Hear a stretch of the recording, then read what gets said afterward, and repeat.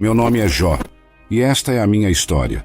Eu era um homem rico chamado Jó, que vivia em uma região conhecida como Uz.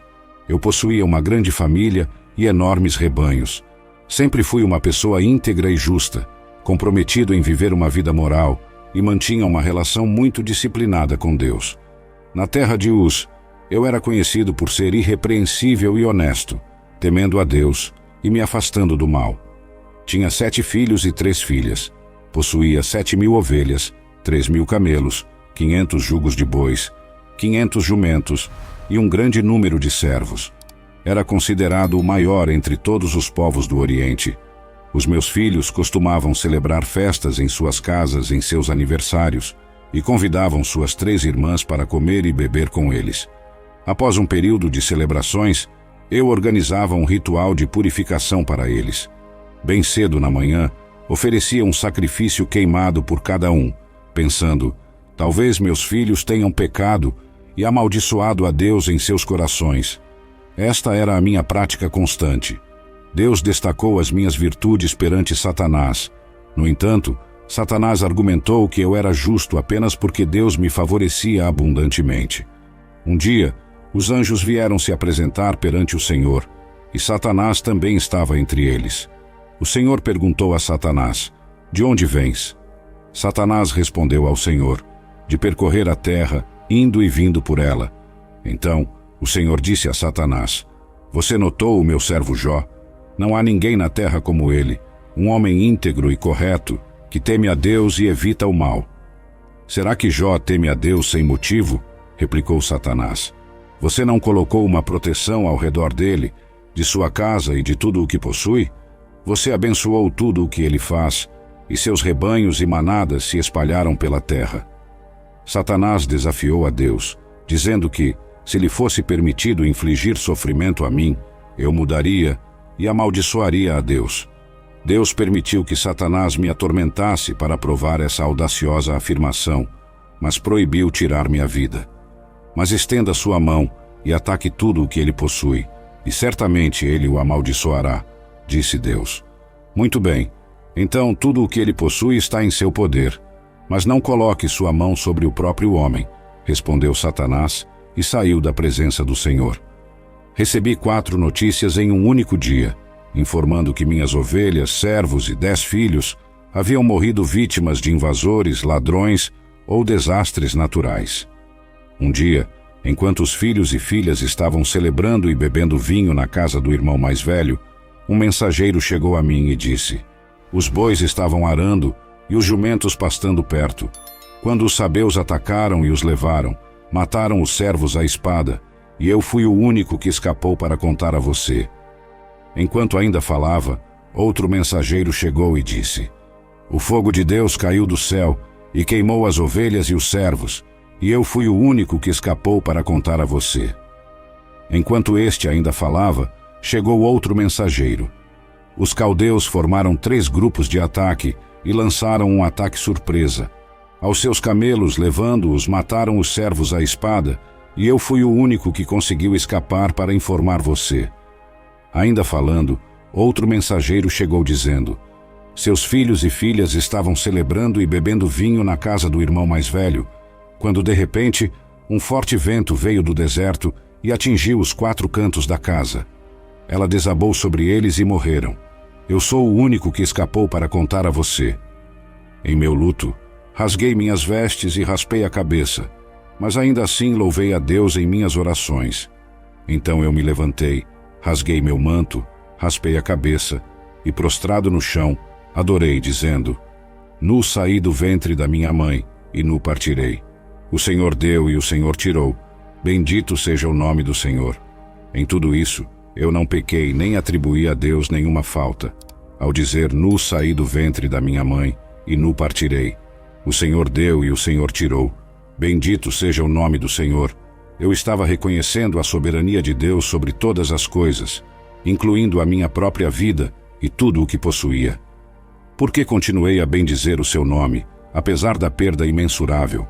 Foi minha fé inabalável, ou a aceitação de que tudo pertence a Deus e a Ele retorna? Apesar do meu coração estar partido, eu não pequei nem culpei Deus. Porque mantive minha integridade e fé, sem atribuir falta a Deus, mesmo quando tudo o que eu amava foi tirado de mim? Será que eu realmente entendia a natureza transitória da vida e a eternidade das coisas divinas? Como Jó, resisti aos apelos de minha esposa, que tentava me persuadir a amaldiçoar a Deus e renunciar à vida. Apesar dos meus sofrimentos, eu tentei suportá-los. No decorrer dessa provação, duas tramas se entrelaçaram habilmente em minha vida, uma celestial e outra terrena. Elifaz, Bildad e Sofar, 3 amigos meus, chegaram para me consolar, sentando-se comigo em silêncio por 7 dias em respeito ao meu luto. Eu falei no 7º dia, iniciando um diálogo no qual cada um dos 4 homens ofereceu descrições poéticas de seus problemas. Eu amaldiçoei o dia do meu nascimento, comparando a vida e a morte com a luz e a escuridão. Desejei nunca ter nascido, e que meu nascimento tivesse sido encoberto pelas trevas, sentindo que a vida só aumentava minha agonia. Elifaz respondeu que eu, que anteriormente consolava a outros, agora admitia que nunca fora realmente consciente do sofrimento deles. Elifaz concluiu que minha dor devia ser devido a algum pecado que cometi e recomendou que eu buscasse o favor de Deus. Bildad e Sofar concordaram que eu devia ter cometido algum mal para provocar a justiça de Deus e argumentaram que eu deveria tentar demonstrar um comportamento mais inocente. Bildad supôs que meus filhos trouxeram a morte sobre si mesmos. Pior ainda, Sofar insinuou que qualquer erro que eu tivesse cometido mereceria muito mais dor do que eu havia recebido. Refletindo sobre as palavras dos meus amigos, eu, Jó, pensava comigo mesmo. Elifaz apontou que eu, que antes consolava os outros, agora parecia não entender verdadeiramente o sofrimento alheio. Será que ele estava certo? Será que minha própria dor revelou uma falta de empatia anterior? Elifaz acreditava que meu sofrimento era resultado de algum pecado que cometi. Será que isso era verdade? Será que eu falhei de alguma maneira que não percebi, atraindo essa adversidade como consequência? Bildad e Sofar também pareciam convencidos de que eu havia cometido algum mal, provocando a justiça de Deus. Isso me fazia questionar. Será que injustiças involuntárias ou desconhecidas da minha parte poderiam ter levado a tais calamidades?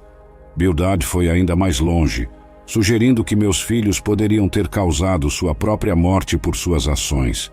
Isso me torturava. Como poderia aceitar que a tragédia que se abateu sobre meus filhos inocentes fosse de alguma forma merecida? Sofar insinuou que qualquer erro meu mereceria ainda mais dor do que eu estava enfrentando. Isso me fazia refletir profundamente sobre a natureza do sofrimento e da justiça divina. Será que existe uma proporção direta entre nossas falhas e os sofrimentos que enfrentamos? Estou realmente sofrendo mais do que mereço? Ou há algum propósito maior nessa dor que ainda não consigo ver? Essas palavras dos meus amigos pesavam sobre mim. Eles tentavam encontrar razões para meu sofrimento, mas suas palavras muitas vezes soavam como acusações. Eu lutava internamente para entender a natureza da justiça divina e questionava se havia algo em minha vida que eu precisava corrigir ou se esse sofrimento fazia parte de um plano maior, insondável para a compreensão humana. Reagi a cada um desses comentários, tão irritado que chamei meus simpatizantes de médicos inúteis que mascaram sua ajuda com mentiras. Meus ouvidos ouviram e entenderam isso. O que vocês sabem, eu também sei. Não sou inferior a vocês, mas eu desejo falar com o Todo-Poderoso e discutir meu caso com Deus. No entanto, vocês me difamam com mentiras. São todos médicos inúteis. Minha reação às palavras dos meus amigos, eu, Jó, dialogava comigo mesmo. Quando respondi, meus amigos, senti uma irritação profunda. Por que me senti tão provocado pelas suas palavras? Eles estavam tentando ajudar, mas por que suas palavras soavam tão vazias e falsas para mim? Chamei-os de médicos inúteis. Será que fui duro demais com eles? Ou será que eles realmente não entendiam minha dor e sofrimento? Eu disse a eles: meus ouvidos ouviram e entenderam isso. O que vocês sabem, eu também sei. Não sou inferior a vocês. Por que senti a necessidade de afirmar minha compreensão e conhecimento? Será que sentia que eles me viam como ignorante sobre os caminhos de Deus e as razões do sofrimento humano? Queria que eles soubessem que eu também buscava respostas, que eu não era menos sábio ou entendido do que eles. Mas o que eu realmente desejava era falar com o Todo-Poderoso, discutir meu caso diretamente com Deus, porque a presença de Deus parecia a única solução para mim. Será que porque apenas Deus poderia entender verdadeiramente o que eu estava passando e oferecer as respostas que eu procurava? Eles me difamaram com mentiras, ou era apenas a interpretação deles tentando fazer sentido da situação? Por que suas palavras soavam tão vazias e sem compreensão para mim? Será que a verdadeira ajuda e conforto só poderiam vir de um encontro genuíno e direto com Deus, e não através das palavras e racionalizações humanas? Esses pensamentos me assombravam enquanto eu lutava com meu sofrimento e a busca por respostas. Será que minha irritação era um reflexo da minha própria angústia e confusão, ou uma resposta justa à falta de verdadeira empatia e compreensão da parte de meus amigos? Eu questionei por que Deus julga as pessoas com base em suas ações, quando Ele poderia facilmente corrigir ou perdoar esses atos. Estava perplexo sobre como um ser humano poderia satisfazer completamente a justiça de Deus, dado que os caminhos de Deus são misteriosos e além da compreensão humana. Além disso, os humanos não podem convencer a Deus com suas palavras. Deus não se deixa enganar, e eu admiti que nem mesmo conhecia o suficiente para defender meu caso perante Deus. Eu ansiava por alguém que pudesse mediar entre mim e Deus, para que não fosse condenado ao Sheol, o submundo. Acreditava que no céu havia uma testemunha ou redentor que atestaria minha integridade. Eu sei que meu Redentor vive e que no final se levantará sobre a terra. Agora mesmo minha testemunha está no céu, meu advogado está nas alturas. Por que essa necessidade de um mediador era tão forte em meu coração? Eu não queria ser condenado ao Sheol, o sombrio submundo. Será que meu anseio por um Redentor revelava uma profunda compreensão da necessidade de intercessão na relação entre o humano e o divino? Eu acreditava firmemente que no céu havia uma testemunha ou um Redentor que atestaria minha integridade. Eu sei que meu Redentor vive e que no final se levantará sobre a terra. Essas palavras expressavam minha fé inabalável em uma justiça maior. Mas quem seria esse Redentor? Uma figura celestial, um anjo ou um aspecto do próprio Deus? Como eu sabia dessa existência? Era uma convicção nascida da fé ou do desespero? Agora mesmo minha testemunha está no céu, meu advogado está nas alturas. Essa ideia me trazia conforto. Havia alguém, algum ser celestial, que conhecia minha verdade, minha integridade e minha inocência. Será que isso significava que, apesar do meu sofrimento e da incompreensão dos que me cercavam, havia um reconhecimento divino da minha situação? Essa crença em um Redentor celestial me fazia sentir que, embora injustiçado na terra, eu teria minha causa justificada no céu. Será que isso refletia um entendimento profundo de que a verdadeira justiça vai além do que é visto e entendido no plano terrestre? Será que minha fé estava ancorada não apenas na esperança de alívio terreno, mas na certeza de uma vindicação divina e eterna? Esses pensamentos sobre um mediador entre mim e Deus me faziam ponderar sobre a natureza da relação humana com o divino. Será que todos nós, em nossos momentos mais sombrios e confusos, ansiamos por esse tipo de intercessão e compreensão que transcende o mundano e toca o divino? O sofrimento tornou-se insuportável para mim, e fiquei amargo, ansioso e assustado. Lamentei a injustiça de Deus ao permitir que pessoas más prosperassem, enquanto eu e muitas outras pessoas honestas sofriam. Quis confrontar Deus e protestar, mas não conseguia encontrá-lo fisicamente. Pensei que a sabedoria estava oculta da humanidade, mas resolvi persegui-la, temendo a Deus e evitando o mal. Eventualmente, Deus interveio no diálogo. Durante meus discursos, pedi a Deus 36 vezes que falasse comigo. Agora, meu desejo foi atendido. Nas 2 ocasiões em que Deus falou comigo, isso aconteceu em meio a uma tempestade. Havia um certo humor na forma como Deus se dirigiu a mim. Fui lembrado por Deus de que Ele é o Criador de tudo. Deus repassou sua impressionante atividade de criar e sustentar o mundo, perguntando-me se eu poderia igualar essa obra. Terminou perguntando se eu estava em posição de julgar, dizendo que era impertinente para mim acreditar que Deus deveria se explicar a mim. Fui feito me sentir muito pequeno. Eventualmente eu respondi: sou indigno. Como posso responder a ti? Coloco minha mão sobre minha boca. Falei uma vez, mas não tenho resposta. 2 vezes, mas não direi nada mais. No segundo encontro, Deus não falou sobre si mesmo como Criador, mas sobre 2 de suas criaturas. Curiosamente, estava cheio de humor. Mais uma vez, ele me perguntou sobre meus pensamentos a respeito do hipopótamo, o Behemoth, e do crocodilo, o Leviatã, como se essas incríveis bestas tivessem as respostas para os grandes problemas da vida. Fui lembrado de que não posso entender a Deus, nem ao mundo animal, e muito menos ao mundo moral. Pensava comigo mesmo. Quando finalmente falei com Deus, tudo o que consegui dizer foi: sou indigno. Como posso responder a ti? Por que me senti tão pequeno e sem palavras diante dele? Coloquei minha mão sobre minha boca, um gesto de silêncio e humildade. Porque depois de tanto tempo pedindo por uma resposta, quando finalmente tive a chance de falar, senti que não tinha nada a dizer? Falei uma vez, mas não tinha resposta. 2 vezes, mas decidi não falar mais. O que isso diz sobre a minha jornada? Será que percebi que algumas respostas que tanto busquei simplesmente estão além do meu entendimento humano? Que há mistérios na vida e na ordem divina que não posso compreender? No segundo encontro, Deus mudou o foco da conversa. Ele não falou sobre si mesmo como o Criador, mas sobre 2 de suas criaturas, o hipopótamo, Behemoth, e o crocodilo, Leviatã. Por que Deus escolheu falar sobre esses seres? Qual era o significado por trás disso? Esses animais poderosos, misteriosos e temidos, por que eles foram usados para ilustrar o ponto de Deus? A abordagem de Deus estava cheia de humor. Por que Deus usaria o humor em um momento tão crítico da minha vida? Isso era para me mostrar que, apesar da gravidade da minha situação, ainda há espaço para uma visão mais leve da existência? Ele me perguntou sobre meus pensamentos a respeito dessas criaturas.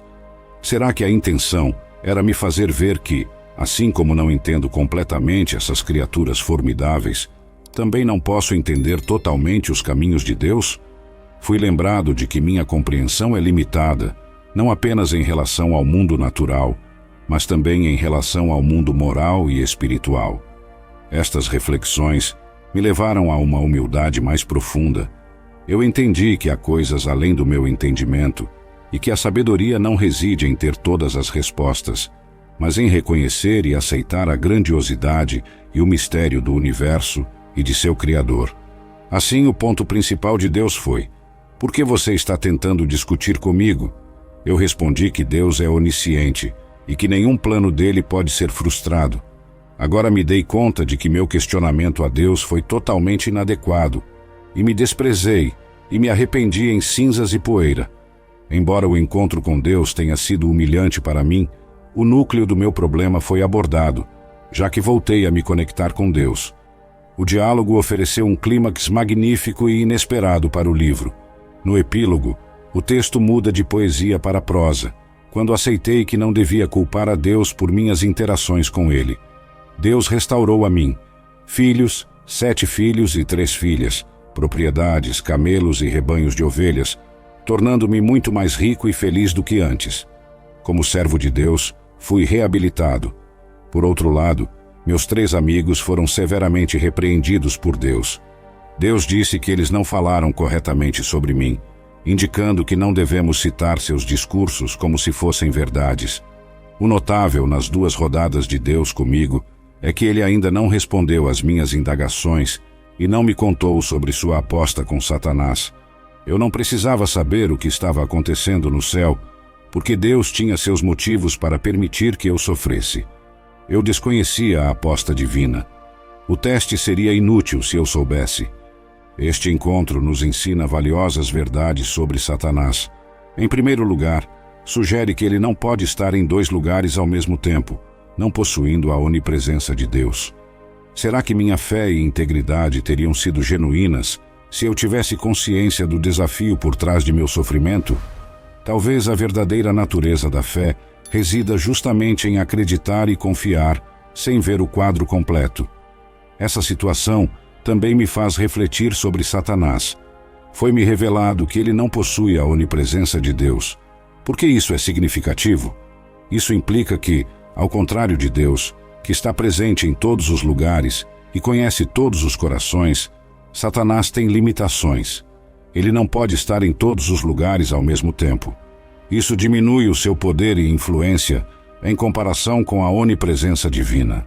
Será que isso também significa que o mal no mundo, representado por Satanás, tem suas limitações e não pode se igualar ao poder e presença de Deus?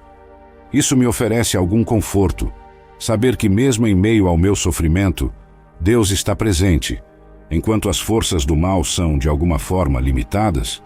Essa revelação sobre Satanás abre meus olhos para a realidade de que, embora o mal exista e possa causar sofrimento, ele não é onipotente nem onipresente.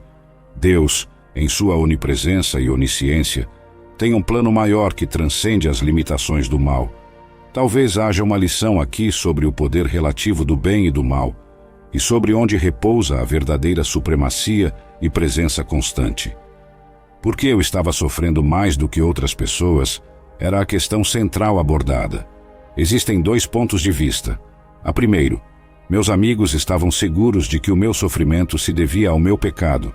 Segundo, eu estava convencido de que não estava pecando e protestei minha inocência. Qual foi a minha maior dor? Isso esclarece a importância deste tema. Foi uma confrontação física. Eu estava coberto de chagas da cabeça a pés, cansado, exausto e em dor insuportável. Socialmente, devido à minha aparência física e ao fato de que a comunidade local estava ciente de minha recente tragédia, eu me tornei um pária social. As pessoas andavam do outro lado da rua em vez de falar comigo, enquanto eu me sentava em um monte de cinzas na extremidade da cidade. Até os adolescentes riam de mim. Mentalmente, eu enfrentei a dor mental de não saber por que estas coisas angustiantes estavam acontecendo, especialmente porque parecia não haver nada em meu passado que indicasse isso. Espiritualmente, minha angústia espiritual era muito pior do que qualquer outra, já que me sentia distante de Deus. Eu clamava, implorando a Deus que me encontrasse, falasse comigo e até discutisse comigo. Esse foi o meu verdadeiro e mais insuportável sofrimento. O sofrimento é muito mais agonizante se acreditamos que Deus está distante e desinteressado. No entanto, quando finalmente consegui falar com Deus, as coisas não aconteceram como eu havia planejado. Para os cristãos, o livro da minha história pode ser visto no contexto do Novo Testamento. Primeiro, Deus permitiu que Satanás provocasse a morte de Jesus na cruz, com o próprio Filho perguntando: "Meu Deus, por que me abandonaste?", assim como comigo. Deus não explicou por quê, o que sugere que até mesmo o Filho de Deus perdeu o contato com o propósito de seu sofrimento sob a intensidade do tormento da crucificação. Segundo, o cristão entende que a vida continua além da morte. Os problemas do sofrimento não precisam ser resolvidos nesta vida. É interessante notar que na versão grega do livro da minha história foi adicionado um versículo adicional, afirmando que eu ressuscitaria com aqueles a quem o Senhor ressuscitar. Terceiro, esta esperança de ressurreição nos lembra que haverá uma reivindicação final de mim. Os cristãos acreditam que Jesus voltará para julgar os vivos e os mortos no fim dos tempos. Um dia, haverá uma cena de tribunal, onde Jesus se sentará como juiz, e todas as pessoas, más e piedosas que viveram, estarão diante de seu trono para serem julgadas de acordo com suas ações em vida.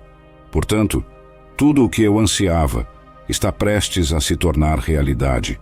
A justiça de Deus será aplicada a toda a raça humana em uma reivindicação pública de justiça.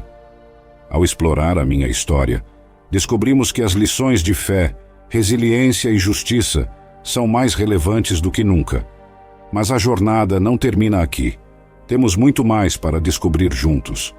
Cada história que compartilhamos é uma nova oportunidade para desvendar mistérios, encontrar inspiração e transformar nossa percepção do mundo. Então, não fique de fora. Inscreva-se no canal agora e ative as notificações para nunca perder uma aventura. Seu like é muito importante para nós, pois nos ajuda a alcançar mais pessoas com essas poderosas mensagens. Comente abaixo suas reflexões e compartilhe este vídeo com amigos e familiares que também se beneficiariam dessas histórias extraordinárias. Juntos, continuaremos nossa jornada em busca de sabedoria e inspiração. Nos vemos no próximo vídeo, enquanto encerramos juntos mais um capítulo.